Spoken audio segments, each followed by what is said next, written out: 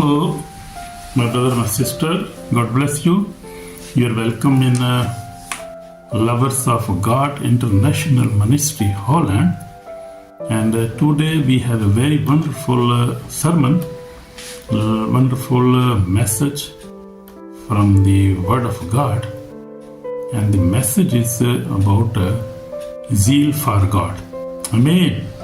So this message is about the zeal for God Almighty.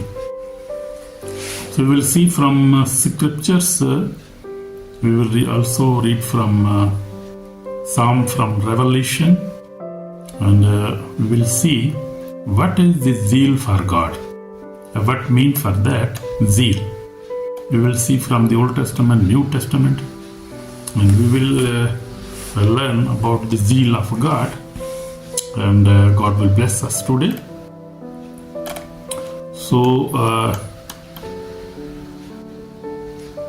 my brother, my sisters, God bless you. So, the scripture we will see, for the zeal of your house has eaten me up. This is Psalm 69 verse 9 says, New King James Version. And the second scripture is from the Revelation. So then, because you are lukewarm, I will vomit you out of my mouth.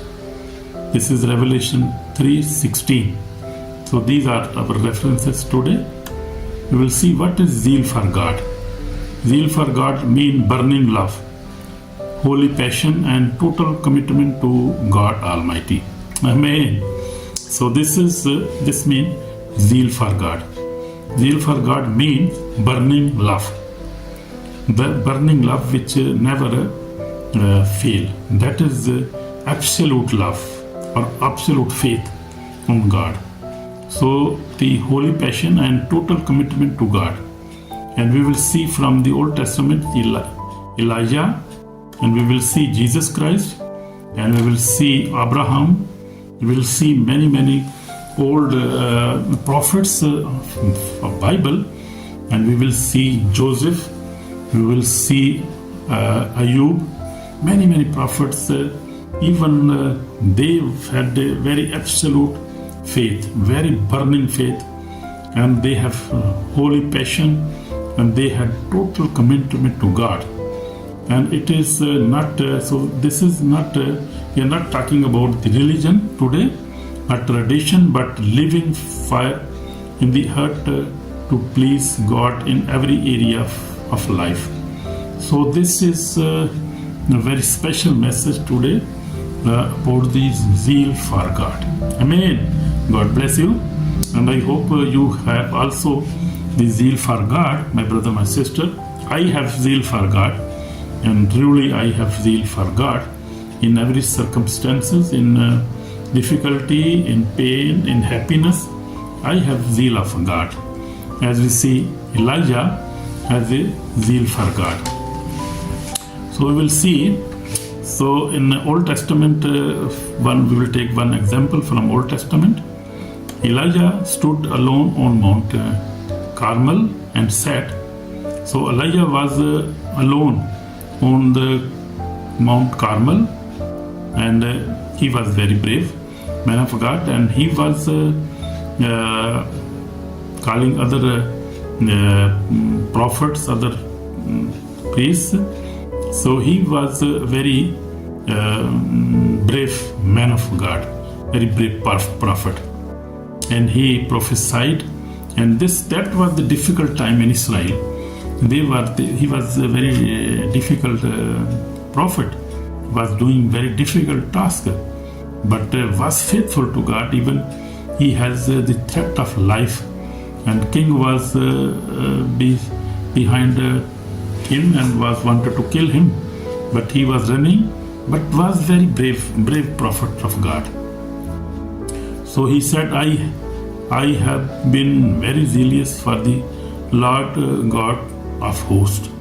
In 1 King 19:10 says, Elijah said, I have been very zealous for the Lord God of hosts. So he was very zealous maybe. So he had a really a zeal for God. Where Israel was divided, Elijah chose God fully. So that time was, I told you, very difficult time. That was very difficult time. Zeal means standing for truth even when you are alone. That zeal means you are standing alone, even for truth, even you are alone.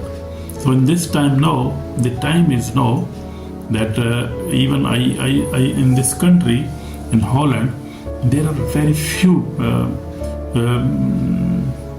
Christians or true believers. They are standing for truth, standing with God truly, because the time is very difficult, and in Europe, in Holland, in all such countries, and this is very difficult to survive and to live a holy, pure and true life, true believers, true Christian life, because everywhere you see alcohol is available everywhere. People are drinking alcohol, everything is open. You see drugs are open, so fornication, everything is open. So very hard to even find a true living church in these countries, because the time is very hard time now. People don't want to believe on God, because people say we have everything, we have good job, we have money, we have house, why we don't need God? We don't need God. So people don't want God, don't want to go to church, don't want to fast, don't want to pray, don't want to read the Bible, and don't want to stand for the truth. And what is truth? They don't want to know. They ignore everything. So this is also the time of Elijah. Same time is here now. So, but now we will see. So if Elijah was fighting with the king and with the false prophets, many false prophets was against him, and he sacrificed on the Mount Carmel, and then the fire came from heaven, and his sacrifice was fired, and God sent his fire, and that proved that he is truly from God. And God supported him, God backed him, God supported him. And this was you see that time the change came in Israel, and the people became to God again. So God has to prove His power, His majesty, His glory every time whenever people rebel against Him. And we see the history of the Israel, we see they were many times, they were sent out of country, they were in slavery, they faced slavery because they were rebelling against God, and they were worshipping other gods, idols, which God never allowed, and God never wanted that the Israel worship other gods, because God was their father, and God took them from Egypt, and God loved them, but every time they were people against God, and they were worshipping other gods, and they were fornicating, they were drinking, doing all proper things, and they were disobeying God. God don't like this in our life. Even now, God never like that. So we will see now in the life of Jesus Christ, Jesus cleansed the temple.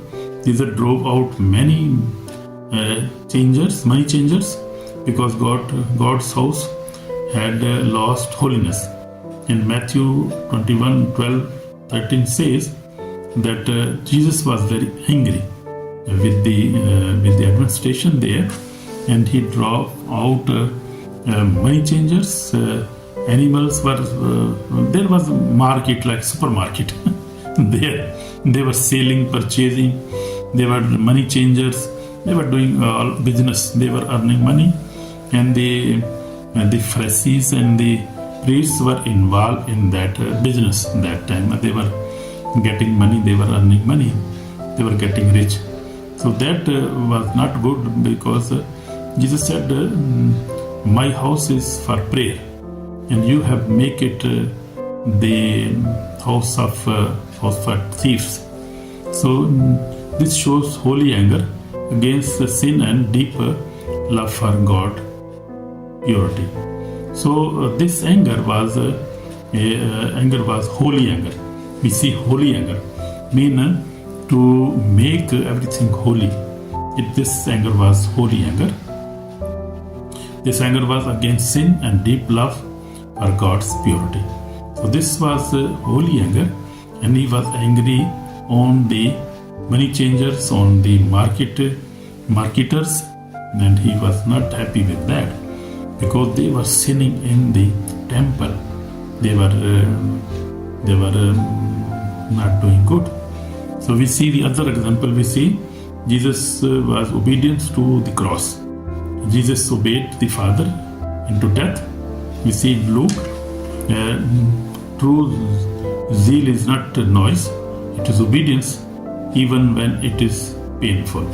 So Jesus Christ has a zeal.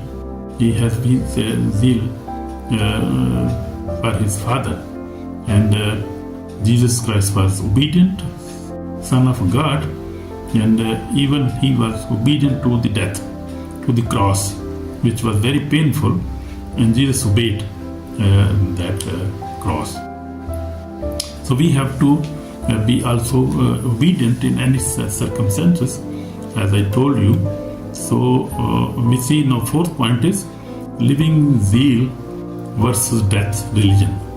Zeal, prayer, repentance, holiness and love. Zeal mean prayer, repentance, holiness and love. No zeal mean lukewarm life, compromise life, and excuses of every kind of excuses. So people live a lukewarm life. They are not warm, so they live a lukewarm life. They compromise on their life. They do every kind of thing. They also want to please God, also want to live a sinful life, and they have a compromised life. They compromise on everything, and then God never liked that. So they are always making excuses, many excuses. They are saying excuses. So as Romans 12:11 says, do not be slothful in zeal, be fervent in spirit, serving the Lord. So you can see this also from the Bible. So enemy of zeal. Enemy is not happy when believers pray, read the Bible, fast and grow spiritually. So devil, our enemy, Satan, is not happy. So he is always not happy. He tried to cool your fire with distractions, fear and comfort. So that is his agenda, his policy. So guard your zeal. So we must guard our zeal. Amen. God bless you, my brother and sister. So personally, my testimony is, I am Evangelist Samuel John. I have been walking with the Lord for 46 years now.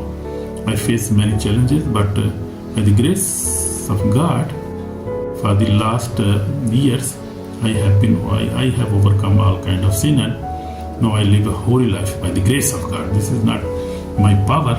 This is the grace of God. Amen. Amen. So we have to live a holy life by the grace of God, and we must guard our zeal. We must guard our zeal. We have to guard our zeal. So this is called for repentance now. If your zeal is cold, repent today, my brother, my sister. Jesus warned that lukewarm believers face danger on the day of judgment. Return to your first love. Revelation 2, chapter 2, 4, 5 says, we pray now, Lord Jesus, forgive me, restore my life. I chose holiness, obedience, and zeal. In Jesus' name, Lord Jesus, forgive my sins, and I repent. Wash me with your precious blood. Save my soul today. In Jesus Christ's name, I pray from my heart, Lord Jesus. I pray to you in Jesus' name. Amen. So my brother, my sister, if you have prayed this prayer with your heart, you are already forgiven and God has already blessed you.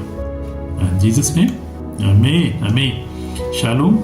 Try to see full video. Try to like this, and God will bless you and obey the word of God. I pray for you in Jesus' name. Amen. Amen.